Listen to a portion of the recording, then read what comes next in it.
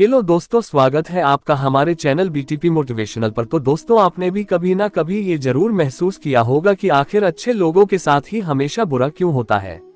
एक बार यही सेम सवाल अर्जुन के मन में भी आया था, जिसका जवाब उनको गीता में स्वयं श्री कृष्ण ने दिया था। भगवत गीता में वर्णित कथा के अनुसार जब भी अर्जुन के मन में कोई दुविधा होती थी तो वो श्री कृष्ण के पास पहुंच जाते थे।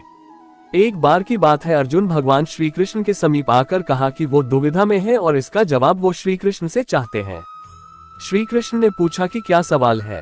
अर्जुन ने कहा, मुझे ये जानना है कि अच्छे लोगों के साथ हमेशा बुरा ही क्यों होता है, वहीं बुरे लोग खुशहाल दिखते हैं। अर्जुन के मुंह से ऐसी बातें सुनकर श्री कृष्ण मुस्कुराए और कहा, मनुष्य जैसा सोचता है और महसूस करता है वैसा कुछ नहीं होता है, बल्कि अज्ञानता की वजह से वो सच्चाई नहीं समझ पाता है। अर्जुन उनकी ये बात समझ नहीं पाए। इसके बाद श्री कृष्ण ने क्या कहा वो जानते हैं। श्री कृष्ण ने अर्जुन से कहा, पार्थ, मैं तुम्हें एक कथा सुनाता हूँ, उसे सुनकर तुम समझ जाओगे कि हर प्राणी को उसके कर्म के हिसाब से ही फल मिलता है। प्रकृति हर किसी को अपनी राह चुनने का मौका देती है। अब वो मनुष्य की इच्छा पर निर्भर करता है कि उसे धर्म की राह चुननी है या अधर्म की। कथा शुरू करते हुए श्री कृष्ण ने कहा, एक नगर में दो पुरुष रहा करते थे।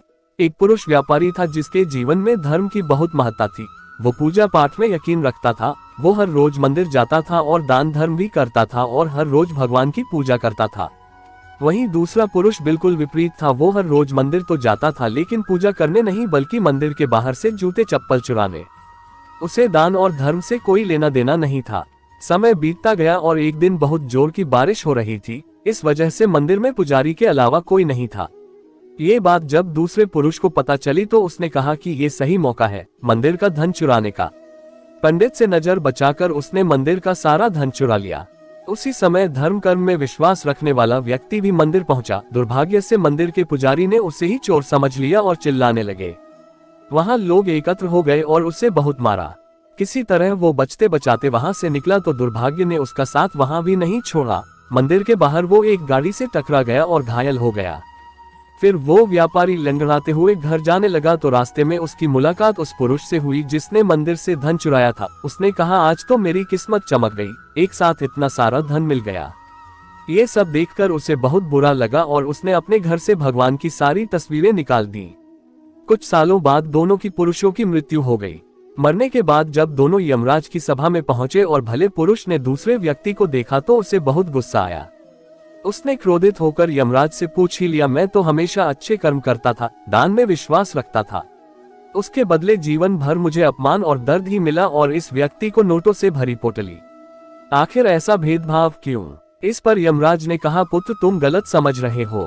जिस दिन तुम्हारी गाड़ी से टक्कर हुई थी वो दिन तुम्हारे जीवन का आखिरी दिन था, परंतु तुम्हारे अच्छे कर्मों की वजह से तुम्हारी मौत सिर्फ एक छोटी सी चोट में बदल गई।